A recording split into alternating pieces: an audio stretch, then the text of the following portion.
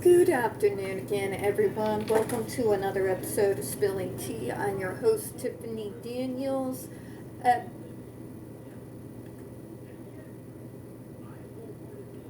Sorry, technical difficulties there.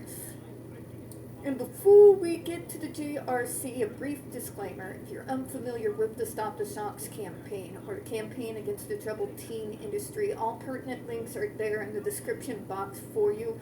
Should you like to do a deep dive on either subject, you'll definitely be able to do so. Trigger warnings, this channel is marked not for kids for a reason. First off, I do use profanity.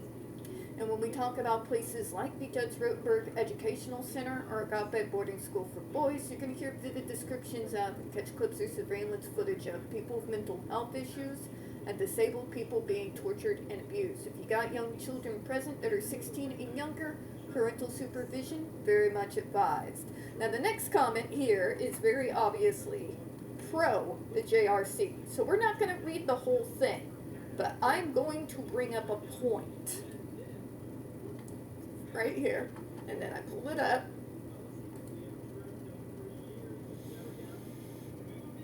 Alright, and the only thing I'm going to read is the first paragraph, and then I'm going to go off. My son, Greg, is currently 59 years old and has a significant history of exhibiting very severe and dangerous behaviors. Although testing indicates that Greg falls within the average range of cognitive functioning, he suffers from a diagnosis of schizoaffective disorder and has a severe case of borderline personality disorder. Let me make this plain for you. None of that matters.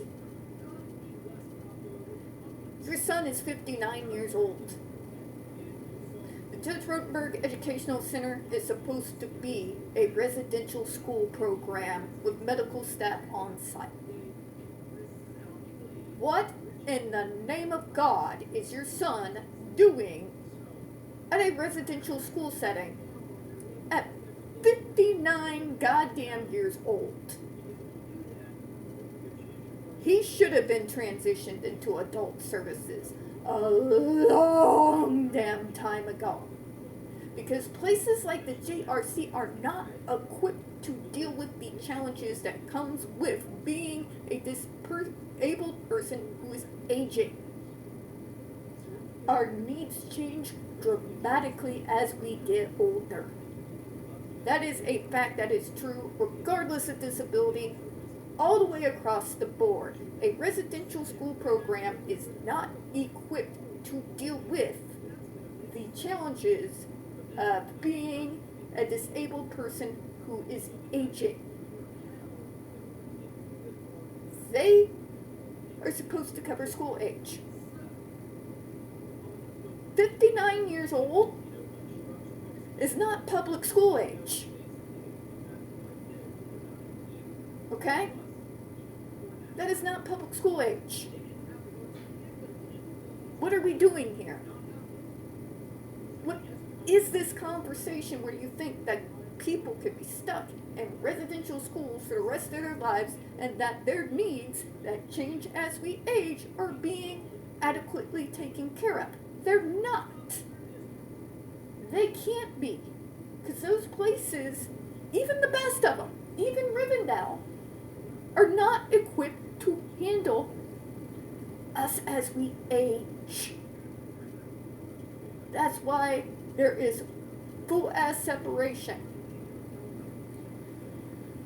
Early childhood, elementary years, transitioning time, that is high school into college or into the workforce. It's transition time. And then you go into adult services. Okay? Cycles. That way, each step along your journey, you will be able to have the appropriate supports for what you need now. Residential school programs cannot offer that, because that's not what they're designed for. They are designed for school-age children. So if you're going to come in here and tell me my son is 59 years old, I'm going to stop you right there. I'm going to read you the Riot Act. You are holding your son back by not getting him the appropriate services for an individual of his age within the service system. You want to keep him at a residential school that is not equipped to deal with an aging disabled population. They are equipped to help educate kids when they're at their best. The JRC is designed just to torture us. 59-year-old has no goddamn business still being a part of what's supposed to be a school program being funded by public school districts. How do you even get away with that?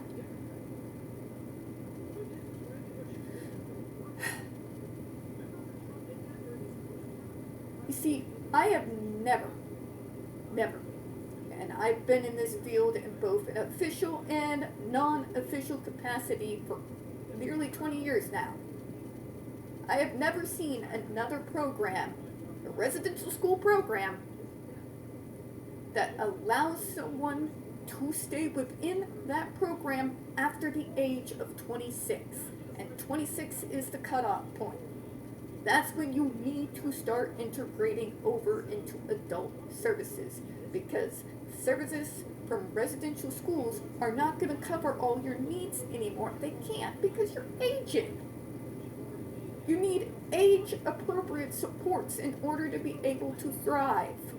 You keep your kid in a school like that on a torture device, then you're just a barbaric and monstrous human being. Sorry, I said what I said. Alright, let's go ahead here and get to some of the other comments.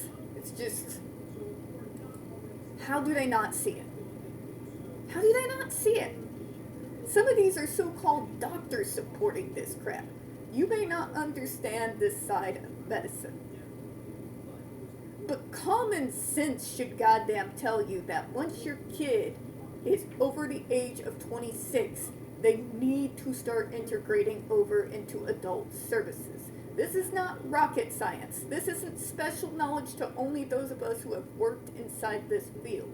It is basic common sense, which is becoming a more rare commodity all the time. I know, but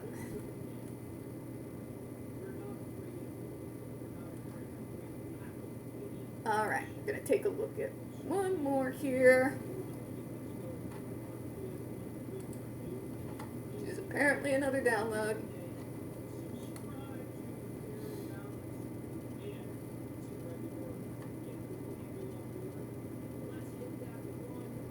Alright, so this is an individual that was a part of a task force. So we're actually going to make this comment into a couple of ones because this is actually quite interesting. So let's go again. We're going to read through here the first half and kind of break it up, alright? So, this one's comments read ban devices, proposal to ban electrical stimulation devices for self-injurious or aggressive behavior. This one says, I recently chaired a task force formed by the Association of Behavioral Analysis International, ABAI, to study the clinical use of contingent electric skin shock, CESS, in particular its use at the Judge Rotenberg Center, and compare it to other methods of treating severe problem behavior. A report cited in the Federal Register, Volume 89, Number 59, on March 26, 2024, as Item 7 in your references section, and as Perron et al. 2023 in the references section of this comment, recommended that CESS should be available to treat severe problem behavior that has proven to be refractory to other methods, provided its use is subject to rigorous legal, professional, and community oversight. none of which is actually the fact if you go over what they get up to at the JRC. Let me continue here. During my service on the ABAI task force, I read over 300 comments from members and listened to many more, and I found three themes to be common among those who favored a ban on CESS. A. CESS is not necessary because the function-based procedures using positive reinforcement are just as effective in eliminating severe problem behavior. CESS violates the contemporary ethical standards. CESS lacks social validity. If I have to walk around with a human shock device on me constantly and a backpack, that is going to paint an even larger target on my back than already exists. Okay? It's a symbol of othering. Alright? It singles you out. It makes you visible so that other people know you are other because you're having to wear that. Okay? It's easy. Easy thing to see there. But no, nobody wanted to talk about that, right? What impressed me most was the certitude with which these claims were made. Indeed, the conviction that these claims are unquestionably true led many counter-commenters to treat one's position on CESS as a litmus test for morality, compassion, respect for human rights, and cultural awareness. For them, anyone who could support CESS under any circumstances should be denounced, and, if they are practitioners, subject to revocation of their certification or their license to practice. I won't back down from that. I will not back down from that. And I don't care what your excuses are. But it's so severe and we don't know what to do, so you resort to violence? That is the same kind of excuse making that abusive parents make in regards to why they are abusing their child. It's the exact same argument. You mean, even if, what about, fuck your whataboutisms. Do you hear me? Fuck your whataboutisms. You do not treat people like that. We are not animals. We are human beings. For you to say, but what if this happens? What if that happens? I am still entitled to be treated with respect and human dignity, regardless of what the situation is. You do not have the right to strip my autonomy. Strip my right to declare what can or cannot be on my body. Strip me of my rights. Put me on that device and say, well, you were too severe, so we didn't have a choice. Who the hell are you? Are we for real here?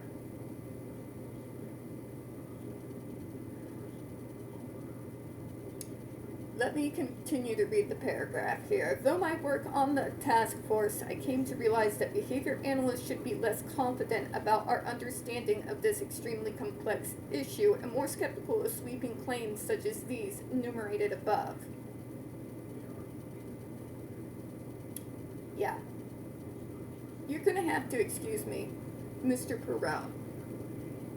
But we're going to go ahead and actually stop reading here.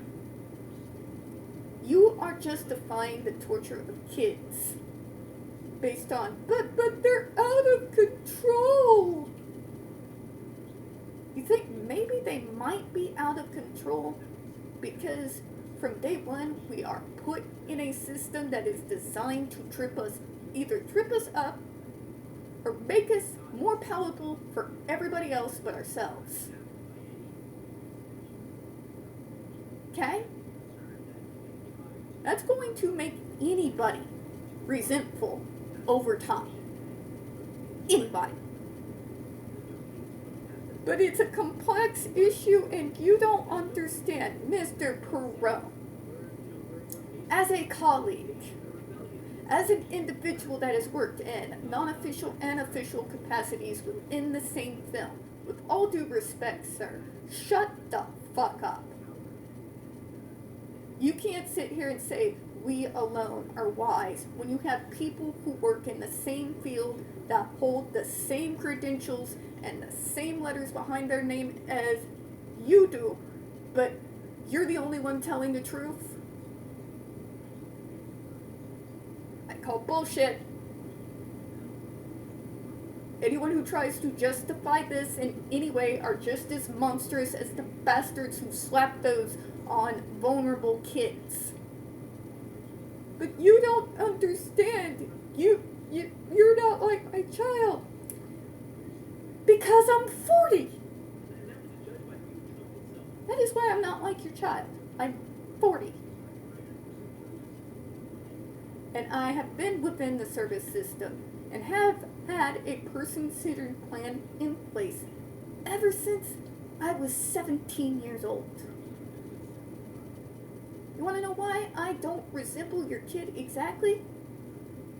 Because I got the compassionate and right type of services that I needed when I needed them. No one in my family sent me off to JRC to get shocked into compliance. Now, you want to rewind that back? Take you back to when Miss Tiffany was 5, 6 years old? Have a camera follow her? And then show you and compare that to that of your child. Yeah.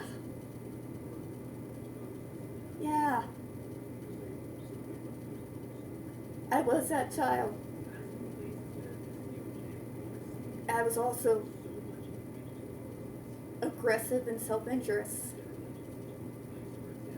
to an extreme.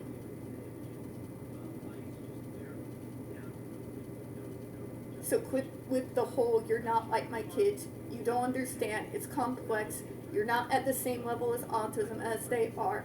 Shut up. Shut up. Because you all do not get to tell me what my experiences are.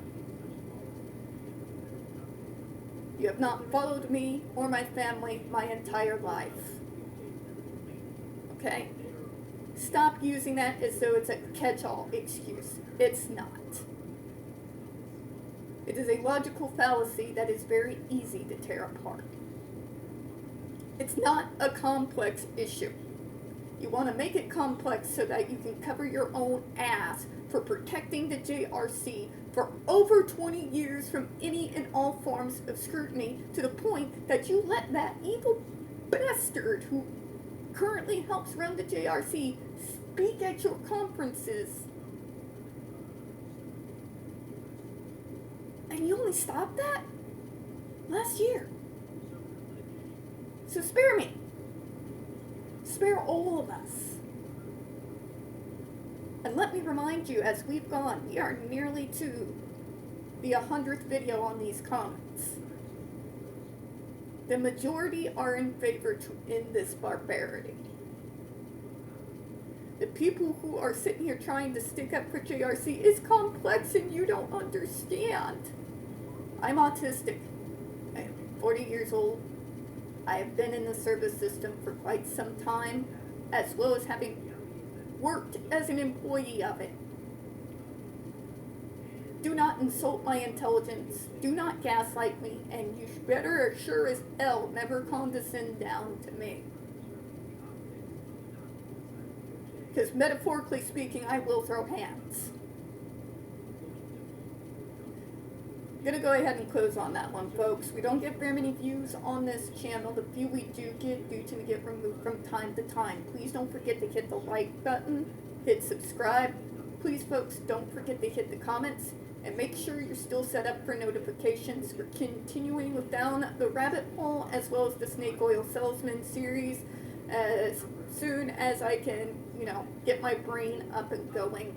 I obviously need more caffeine. I do appreciate your time, and as always, folks, we here at Spilling Tea absolutely do. Hope you have a good one. See you all here in a little bit. Bye, everyone.